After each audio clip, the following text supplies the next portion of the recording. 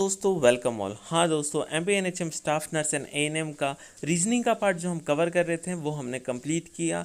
इस वीडियो में हम देख लेते हैं कि जो असर्शन एंड रीजनिंग के क्वेश्चन आते हैं, अभिकथन और कारण दिया रहता है, तो उन तरह के क्वेश्चन यदि आपको मिलते हैं तो आप कैसे सॉल्व कर सकते हैं। दोस्तों मैंने सारे टाइप के क्वेश्चन आपसे डिस्कस कर लिए हैं, किस किस टाइप के क्वेश्चन आपके एग्जाम में आ सकते हैं।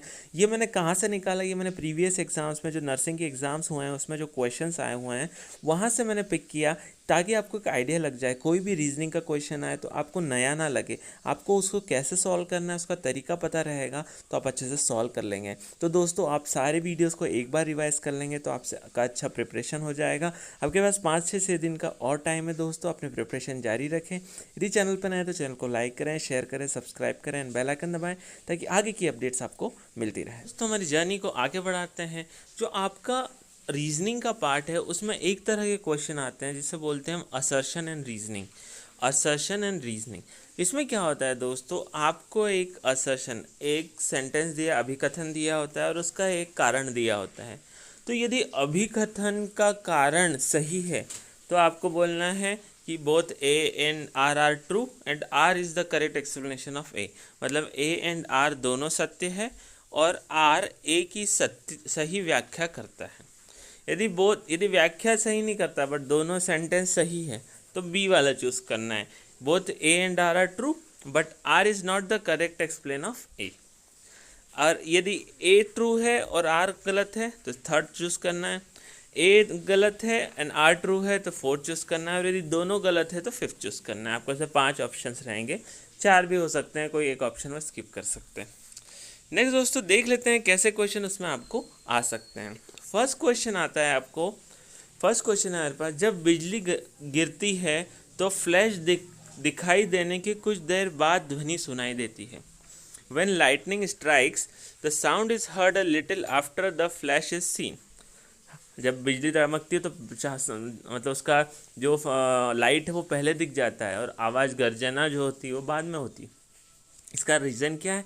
इसका रीज़न इसने दिया है the velocity of light is greater than velocity of sound.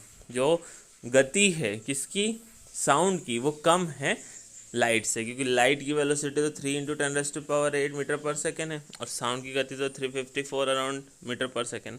तो जो लाइट है वो जल्दी हमारे तक पहुंच जाता है आसमान से, और जो साउंड है वो क्या है, वो देर से पहुंचता है। तो इसका क्या आंसर होगा दोस्तों? असर्शन सही है, रीज़न सही है एंड रीज़न जो कभी कथन का कारण सही बता रहा है। तो इसका आंसर कौन सा होगा दोस्तों?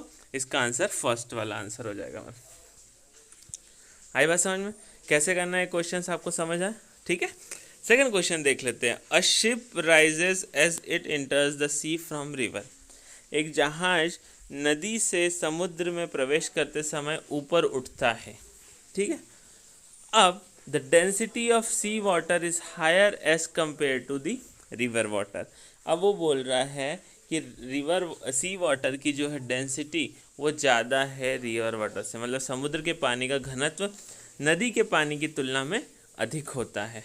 तो इसमें आपको थोड़ा सा लॉजिक पता होना चाहिए कि डेंसिटी क्या होती है, नॉर्मल पानी की डेंसिटी क्या होती है, सॉल्ट वाटर नमक के पानी की डेंसिटी क्या होती है। तो ये थोड़ा सा लॉजिक आपको यहाँ पे याद रखना है दोस्तों।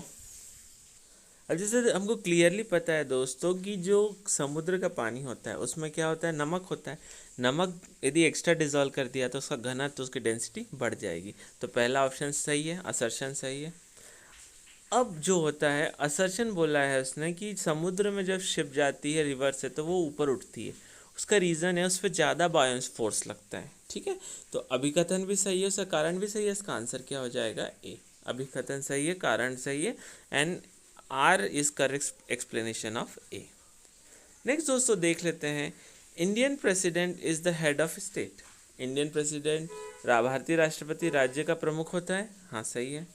Indian parliament consist of president, Lok Sabha and Rajya Sabha, ये भी सही है। बट भारतीय प्रेसिडेंट स्टेट का हेड होता है, इसका रीज़न ये एक्सप्लेन कर रहा है क्या? नहीं। तो इसका आंसर क्या हो जाएगा? बी, कि अभिकथन भी सही है, कारण भी सही है, मगर कारण अभिकथन का सही उल्लेख नहीं कर रहा है, सही एक्सप्लेन नहीं कर रहा है। तो इसका आंसर क्या हो गया? बी। नेक्स्ट दोस्तों देख लेते हैं, the British sovereignty continues to exist in India. Bharat में ब्रिटिश संप्रभुता का अस्तित्व बना रहा। ठीक है, उस ये एक अभिकथन दे दिया, कारण दे दिया उन्होंने कि ब्रिटिश संप्रभु ने स्वतंत्र भारत का अंतिम गवर्नर जनरल नियुक्त किया था। The British sovereign appoint the last governor general of free India.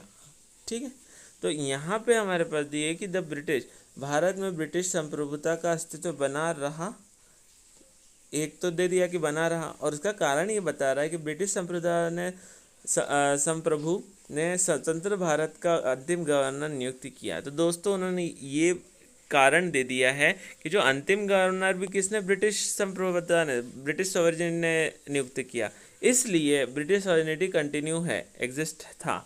ठीक है, तो इसका ये क्या आंसर हो जाएगा, असर्शन सही है, रीजन सही है, and reason is the correct explanation of A, तो आपका आंसर आ जाएगा ए। नेक्स्ट दोस्तों देख लेते हैं, sprouting should not be done before consuming the grains. अनाज का सेवन करने से पहले अंकुरित नहीं करना चाहिए। ठीक है, ये इसने अभिकथन दे दिया। Reason, sprouting kills many vital vitamin. अंकुरित होने से कई महत्वपूर्ण विटामिन नष्ट हो जाते हैं। ऐसा है क्या? ना, गलत है। तो ये भी गलत है, क्योंकि स्प्राउटिंग करने से तो और विटामिन ज़्यादा उसमें ग्रो होते हैं। तो पहला भी गलत है, दूसरा भी गलत है, तो इसका आंसर क्या हो जाएगा दोस्तों? पांचवा, ई ऑप्शन हो जाएगा कि A is also false and R is also false. Next question देख लेते हैं, alcohol rather than mercury is used in thermometer to measure a temperature of 60 degree. Reason, alcohol has lower freezing point than mercury. 60% के तापमान को मापने के लिए thermometer के में पारे के बजाय अल्कोहल का प्रयोग किया जाता है। शराब का हिमांक पारे की तुलना में कम होता है। क्या? Freezing point. तो दोस्तों फ्रीजिंग पॉइंट कम किसका होता है? फ्रीजिंग पॉइंट कम हो, जैसे मरकरी आपने देखा है रूम टेम्परेचर पे भी लिक्विड होती है। तो मरकरी को फ्रीज होने के लिए बहुत ज़्यादा कम टेम्परेचर चाहिए।